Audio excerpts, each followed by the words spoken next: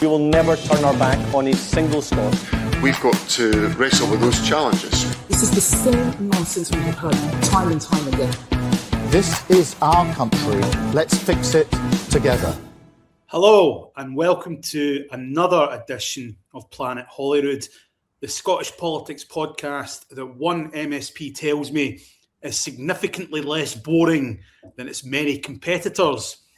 I'm Chris McCall. I'm the Deputy Political Editor at the Daily Record, and I'm standing in as host again this week while Paul Hutchin is on holiday.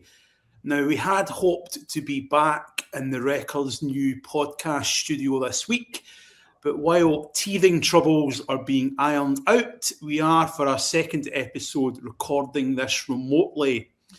And I should say that we're having this chat on the morning of May 27th, and that's just 48 hours on from one of the most extraordinary moments in recent Scottish political history. Now, I was among the reporters at the High Court in Edinburgh on Monday morning, where Peter Murrell, the former long-serving chief executive of the SNP, and the estranged husband of Nicola Sturgeon, pled guilty to embezzlement of more than £400,000, money which was taken from his employers. Now, Murrell was remanded in custody and will be sentenced next month.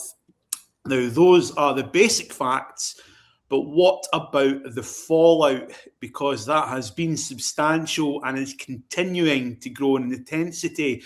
So joining me to discuss are Dan Vevers, the chief reporter of the Sunday Mail, a newspaper we should mention that often led the way when it came to reporting on the Operation Branchform investigation. And also joining me is Ben Borland, editor of the Scottish Daily Express. Now, Ben, I'll come to you first. You've worked in journalism for a long time. You reported Scottish for years. It just means you're experienced, you know. But in all your years and your career, have you ever seen a story like this? I mean, obviously, it's been building up for a long time. Operation Branchform was launched in July 2021. That's what we're coming up 5 years. The first sort of concerns were flagged up the previous year. So this has been a long time coming, and it's been a mine of stories, which I have to say, I agree with you, Chris. I think the Sunday Mail in particular should be given due credit for really keeping this going and keeping that sort of steady flow of information. Because as we know in Scotland, it can be hard to get information out of the police and the Crown Office and the government. They can be quite a closed shop at times. So it's been good to keep this going. So no, in the short answer is in a long time, I can't remember a story like this one. And the public interest in it. I remember right at the start of this, I was on the golf course, and sorry to sort of go off on a complete tangent, but one of my playing partners said, so what's all this about Peter Murrell and Nicola Sturgeon taking money from the SNP? Do you think this is going anywhere? And at the time, I have to admit, I said, I'm not sure, I don't know. And how wrong have I been? Because it's a story that people talk about cut through and whether a story's kind of getting through to the general public. And I think Operation Branchform has cut through like no other political story in the past 5 or 6 years. Perhaps the only other one is maybe, you know, what happened between Sturgeon and Salmond. Yeah. I think those two are the big story. And what makes them good stories is the fact the Scottish Government, the SNP, are desperate for them not to be stories. And the more they try and make it not a story, the bigger it gets. Yeah. And yeah, so to answer your question, there's been nothing quite like this for a long time. And a lot of that is because the public are interested. They are switched on. They want to know. Yeah. And we'll come on to the fallout from the verdict and questions the SNP may need to answer on that. We'll come into that just a little while. But Dan, in the meantime, just to go back to Monday and in court, were you surprised that Peter Murrell decided to plead guilty? Was that kind of the way you thought it was going? I did think he was going to plead guilty, mainly because the investigation had gone on so long, and as you point out, the Sunday Mail had already kind of been there from the start, reporting so many details, and obviously there are so many strange details in this story. It was such an elaborate, long-running fraud, quite niche in a lot of ways when you look at some of the bizarre things he was buying with money that was not his own. I know we're going to get onto the questions later, but it's obviously very, very convenient for the SNP and the Scottish Government that, first of all, this happened after the election. Secondly, that Murrell pleaded guilty, therefore there was no need for a trial. Yeah. It obviously, without inferring anything, it does all seem a little bit convenient. It all seems like if you were going to try to do your best to stitch this up so that the details were forever going to be brushed under the carpet, this is probably how you'd go about it. You tell Peter Murrell, take this one on the chin, plead guilty, and avoid the party that you worked for decades having to go through a long drawn out criminal trial where the likes of Nicola Sturgeon and John Swinney would probably have ended up in a witness box. So I can't say I was surprised. I think, like a lot of people, and even me working with journalists who did a lot to uncover this, the scale of it is breathtaking. The extent to the length of time, the things he was doing, and I think the unreal levels of lying and gaslighting and obfuscation that were going on for years going back. And this wasn't just Peter Murrell. I think we were talking about how branch forms started in July 2021, when the Sunday Mail first reported that that there was a preliminary investigation going on in April 2021. We were told privately by the SNP that we were being taken in by swivel-eyed loons. This was around the same time that, shortly before, actually, they were denying that they had lied about their membership numbers. All around the same time, they were lying and covering up for the Jordan Linden scandal. It was lie after lie after lie, cover up after cover up. And as always with these things, it's the scandal and the cover up. And sometimes cover up is the bigger deal. Dan, do you think, had the hearing gone ahead as scheduled on February 20th and Peter Murrell had pleaded guilty, what's the impact on the SNP vote at the election? I'm very interested in what might have happened. Who's to know? It'll be the great unknown that always hangs over that election now. But I think you were talking, Ben, about how this story does have genuine cut through, and we ply our trade writing stories about what's going on in politics and what's going on in the NHS and what's going on in this and what's going on in that. But how many of them ever actually seriously cut through to the public on a deeper level? This story did. We talk about democracy being about having fully informed voters, and there's an argument for saying, well, they weren't necessarily fully informed about what their chief executive was up to until post the election. And you do wonder, are there any voters today having buyer's remorse? Maybe it wouldn't have changed anything. Maybe the SNP still would have won. Maybe they would have won by a less comfortable margin. We don't know. But the point is that obviously this could have all come out before the election, and for whatever reason it couldn't. And you can understand why the likes of Jackie Bailey are talking about that. I mean, I think you're absolutely right, Dan. It's always going to be the big unanswered question. My own hot take would be, one thing it definitely would have done would have been to suppress the turnout even greater, I think. Now, this was an election where basically half the electorate didn't bother voting. turnout at Holyrood elections has historically always kind of bumped along from about 50 to 60%. So substantially lower than Westminster elections, all kinds of reasons for that.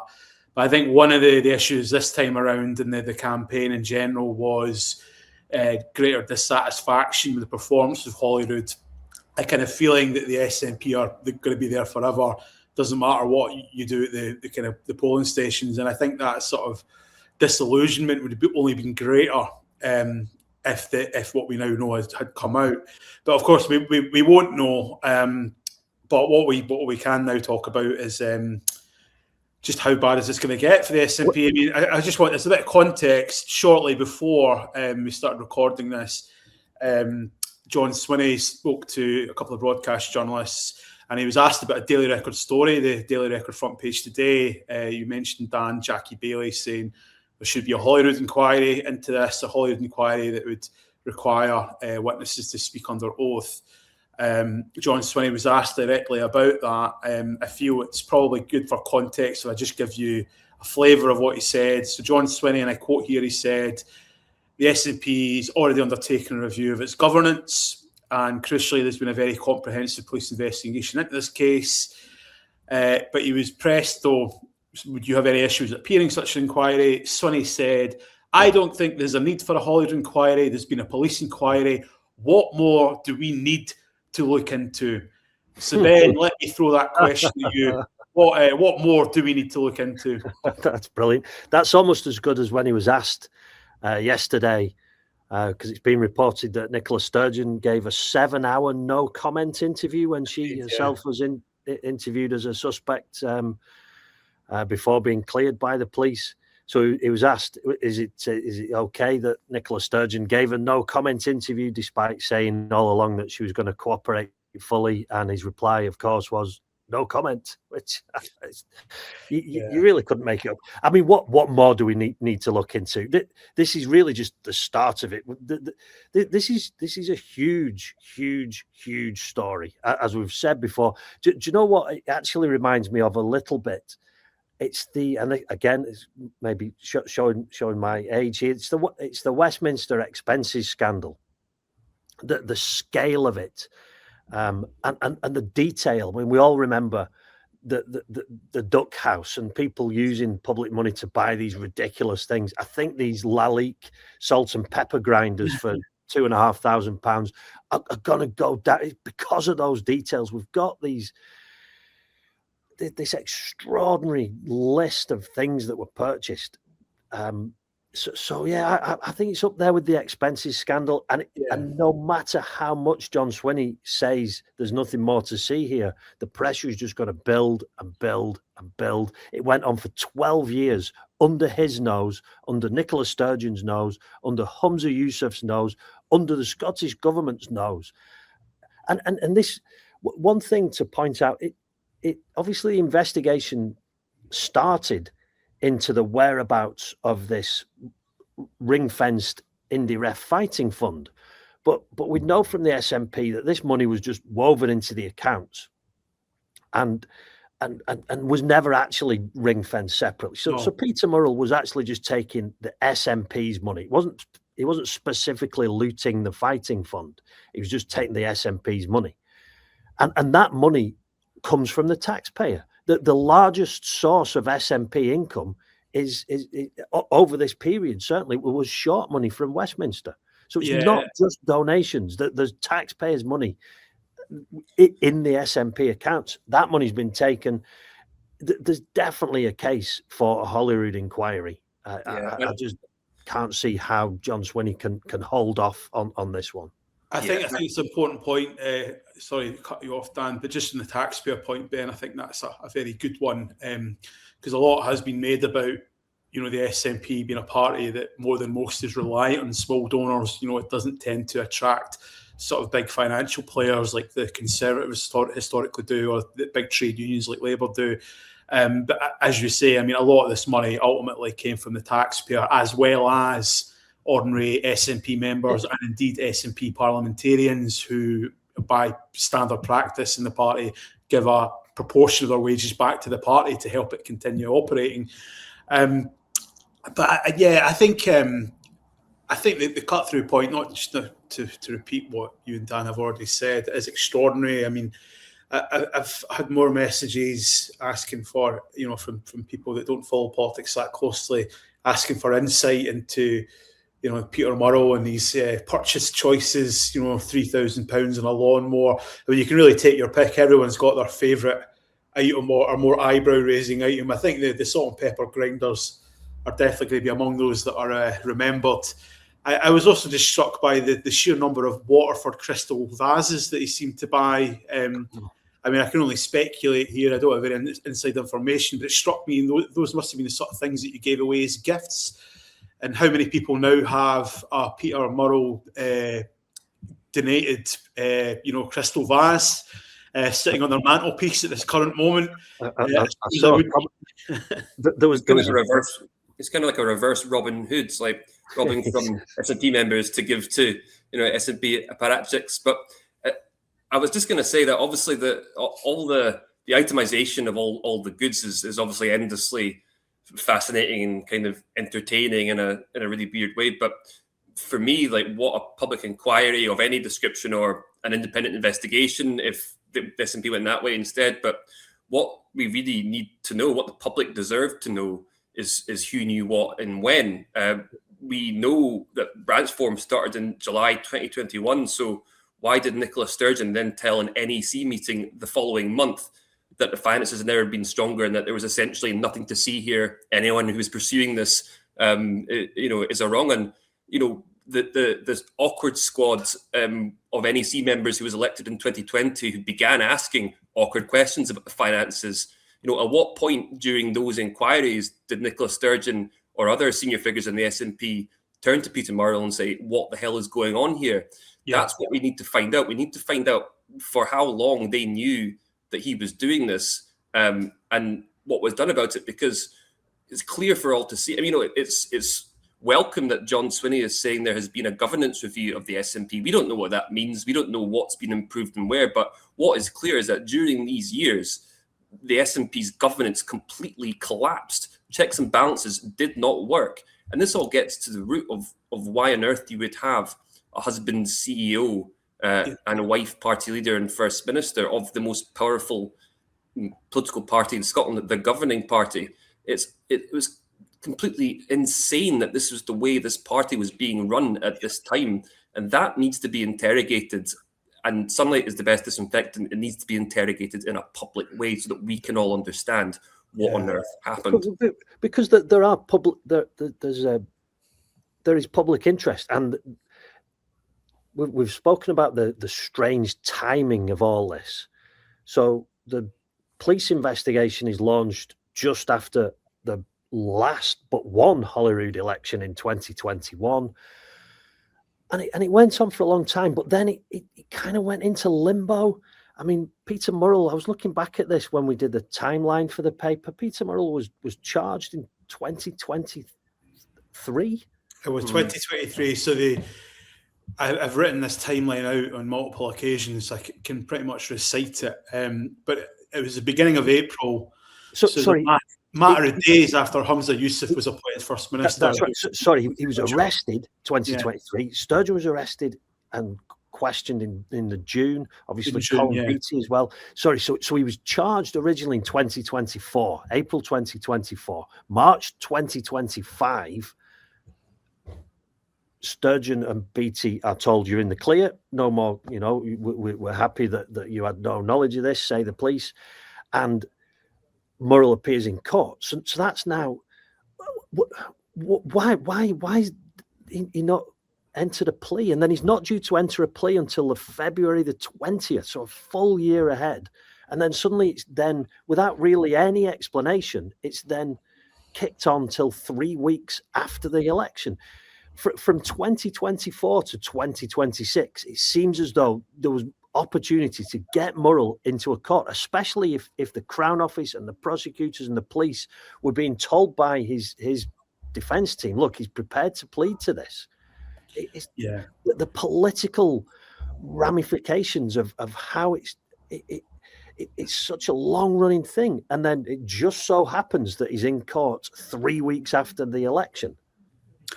That needs looked at as well, in my opinion. I think, Dan, just to jump back to a name that you mentioned that maybe not all listeners will be familiar with, but I would like to hear more from Douglas Chapman, who is now former SNP MP, and as you said, a member of that awkward squad, SNP members who basically got themselves into party official positions because they thought there was something wrong, and they basically wanted to see the books to check exactly what was happening. And he's, as far as I know, he's not spoken directly to the media this week, but I was just looking at the one tweet that he did post on the day of Peter Murrell pleading guilty. Douglas Chapman said, "When you circle the wagons, make sure you're protecting the right guys." And then he goes on to question what he describes as SNP groupthink plus a lack of self-awareness, political judgment and decency.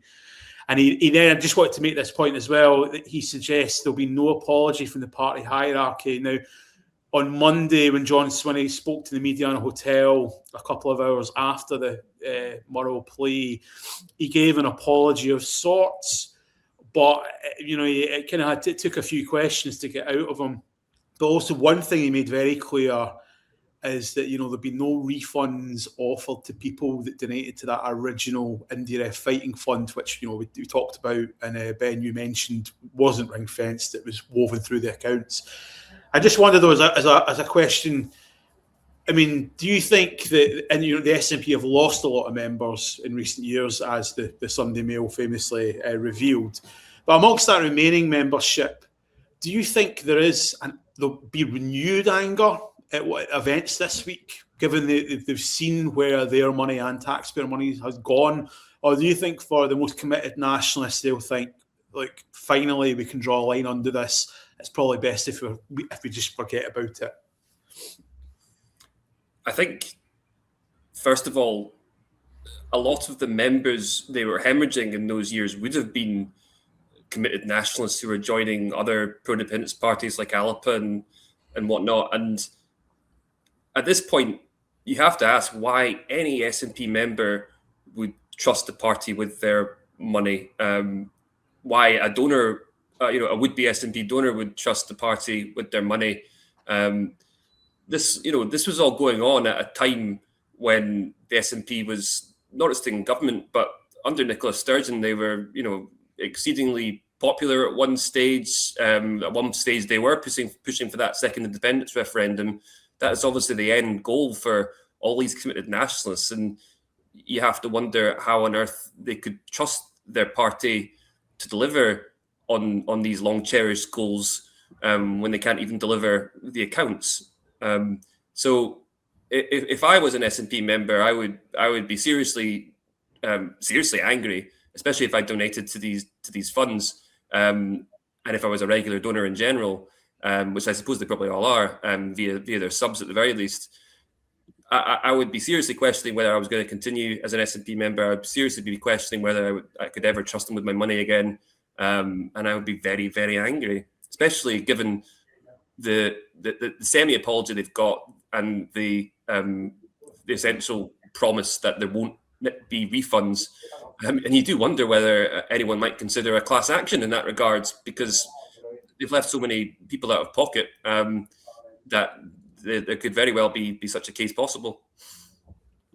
Ben, just, obviously we know that the Holyrood election has been and gone, so the SNP don't have to worry about that in the immediate term. I mean, they do have a couple of by-elections coming up as soon as next month. But just more broadly speaking, how damaging do you think the events of this week, as opposed to the long-running branch-run investigation, but specifically events of recent days, how damaging do you think this could be to the party?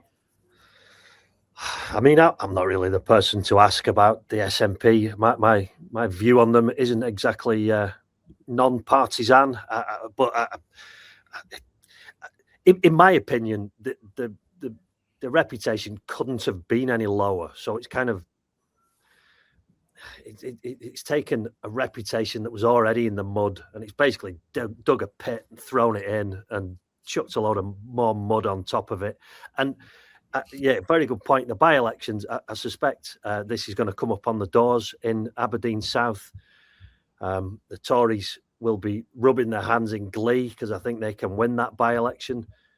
I think probably Angus and Broughty Ferry still too kind of blinkered the electorate there to get beyond this. It's disastrous, but they're voted in. They've got another 5 years. Well, let me put it another way. Do you think what will happen in this next 5 years, and what they maybe don't have control over, is the other scandal that I mentioned, the Sturgeon v. Salmond. Obviously, we know that Alex Salmond's civil action against the government is being taken forward by Paul McManus, the millionaire former drummer from Gun. That's not going away either. This could be the next one that follows. Murrell, and this isn't the end of it. We've got sentencing next month when there will be statements. There will be. We'll learn more about Murrell's state of mind. Yeah, and we'll know more about the prosecution next Tuesday, and there's a hearing on June 2nd, and then, yeah, as you say, we'll have sentencing on June 23rd, when we'll get mitigation from the defence. And I think that is something that the public, not just in Scotland but across the UK, where there has been real interest in this story on the purchases, the items bought. Quite a lot of people are like, but why? So maybe we'll find out something more then. I personally, I think it's done for Swinney. I think, everyone expected that he wasn't going to see out this 5-year term. I think if what it's done, it's made that, I would say, all but inevitable that we'll probably get to 2027, and John Swinney will be so damaged by this that he's going to have to step aside for someone who wasn't connected to the party during the Sturgeon and Murrell eras, who wasn't, the Deputy First Minister, who wasn't the man who appointed Murrell as Chief Executive back in 2001, who isn't a personal friend of both the individuals at the heart of this. I think it's Swinney's epitaph. He's literally 3 weeks into his term as First Minister, and he's a dead man walking. He's finished. He can't get an independence referendum. He had his big flagship vote yesterday, and literally no one paid it the slightest bit of attention. He made it perfectly clear that only an SNP majority would give him a mandate. He hasn't got one. Suddenly he's changed his tune. No one's taking him seriously. Not a single person in Scotland is taking this seriously. He's done for. It's now a question of when, not if, does John Swinney resign. And is that broadly your feeling? Has this been probably in a way that you wouldn't have wanted, but in a weird way, has this been a good week for Stephen Flynn? Well, it probably might have been a good week for Stephen Flynn, but I do think, Ben, you might be slightly jumping the gun there. Wishful thinking. Who knows what's going to happen? And I think it will depend a lot on how John Swinney now handles this going forward. If he comes to a recognition that transparency is going to be needed to sort this out, and I think I used the phrase earlier, sunlight is the best disinfectant. If he takes that approach, I do think, because obviously he has spent the last however long it is since he came in, to some extent rebuilding the SNP's reputation, to the extent that he was then able to win an election when that didn't look that likely a long time ago. Obviously, he is associated with the past. He is associated with Sturgeon. He is associated with Murrell. His survival will depend on the extent to which he can continue the impression, which I do think it's fair to say he has built, that he is different and separate from them, and that he's trying to move things on down or change things. Ben, you probably think I'm being overly optimistic for Swinney there. I do think, it is only 3 weeks after the election, and you said, and there's a lot more to happen first before we can say with any with any certainty that he is. It won't be soon, but it's set. I think it's set the seal on it. He did tell us in the email he plans to serve not only this 5-year term, but the next one as after well. That as well. Maybe that's a bit more of a stretch now, but now I know we'll be returning to this subject again because, as you mentioned, Ben, we've got not one but 2 hearings in court to go. So I think we'll draw a conclusion to today's episode. We've got through a lot of stuff and a lot more to talk about. But in the meantime, thanks very much to Ben and to Dan for joining me. Thanks also to Henrik from the Daily Record video team who produced this episode. And you can listen back to it, as you can, all episodes of Planet Holyrood on Spotify or Apple Podcasts, or if you're really keen, you can watch it all on the Daily Records YouTube channel. Don't forget to follow us on Instagram and TikTok for all the latest news and the best bits of the podcast. But that's all from me now. I think Paul should be back in the chair next week. But until then, cheerio. We will never turn our back on a single Scot. We've got to wrestle with those challenges. This is the same nonsense we have heard time and time again. This is our country. Let's fix it together.